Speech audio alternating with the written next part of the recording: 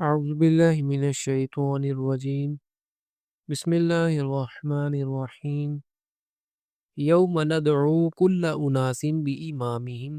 اور جس دن ہم بلائیں گے تمام انسانوں کو ان کے سرداروں کے ساتھ۔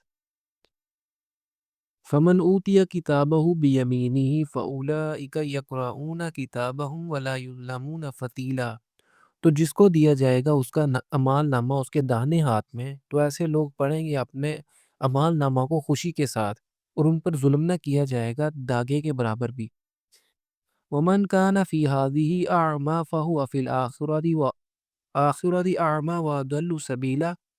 اور جو کوئی اس دنیا میں اندھا رہا وہ آخرت میں بھی اندھا ہوگا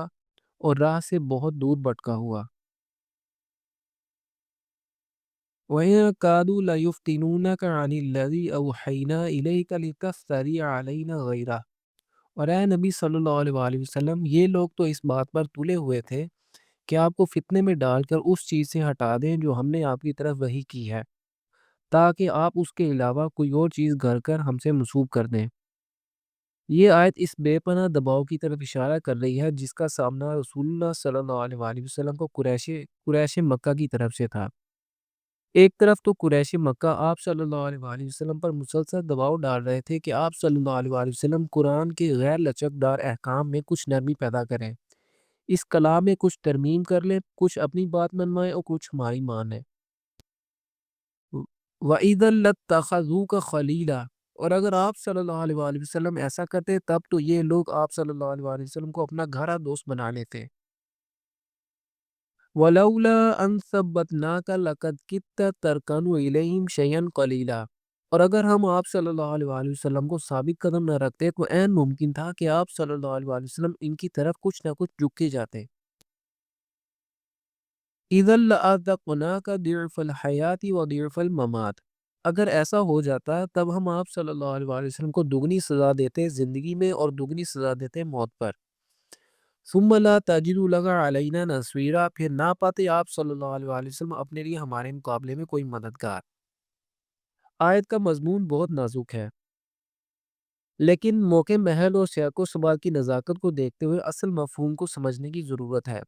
اگرچہ یہ خطاب نبی صلی اللہ علیہ وآلہ وسلم سے ہے، مگر سختی کا رخ ان لوگوں کی طرف ہے جنہوں نے اپنی ضد اور ہٹ درمی سے آپ صلی اللہ علیہ وآلہ وسلم کے مقابلے میں ایسے حالات پیدا کر رکھے تھے۔ ان الفاظ میں ان لوگوں کو سنایا جا رہا ہے کہ تم جو چاہو کر لو، ہمارے نبی صلی اللہ علیہ وآلہ وسلم تمہارے اس دباؤ میں آ کر تمہارے مطابقت ماننے والے نہیں ہیں۔ وَإِن كَادُوا لَيَسْتَفِزُّونَكَ مِنَ الْأَرْضِ لِيُخْرِجُوكَ مِنْهَا وَإِذًا لَا يَلْبَثُونَ خِلَافَكَ إِلَّا قَلِيلًا، اور یہ تلے ہوئے ہیں کہ آپ صلی اللہ علیہ وآلہ وسلم کے قدم اکھاڑ دے اس زمین سے، تاکہ آپ صلی اللہ علیہ وآلہ وسلم کو یہاں سے نکال باہر کرے، اور اگر ایسا ہوا تو تب وہ خود بھی نہیں ٹھہریں گے آپ صلی اللہ علیہ وآلہ وسلم کے بعد مگر تھوڑا عرصہ۔ یہ مکی دور کے آخری ایام کے ان حالات کی جھلک ہے جب اس کشمکش کی شدت انتہا کو پہنچ چکی تھی اور حالات بے حد نازک رخ اختیار کر چکے تھے۔ یہاں پر رسول اللہ صلی اللہ علیہ وآلہ وسلم کو معاذ اللہ مکہ سے نکالنے کے لیے قریش کی منصوبہ بندی کا صرف ذکر کیا گیا ہے، مگر اس کی نفی کرنے کی بجائے یہ پیشن گوئی کی گئی ہے کہ اگر ایسا ہوا تو آپ صلی اللہ علیہ وآلہ وسلم کے بعد وہ خود بھی یہاں پر زیادہ عرصہ نہیں رہ سکیں گے۔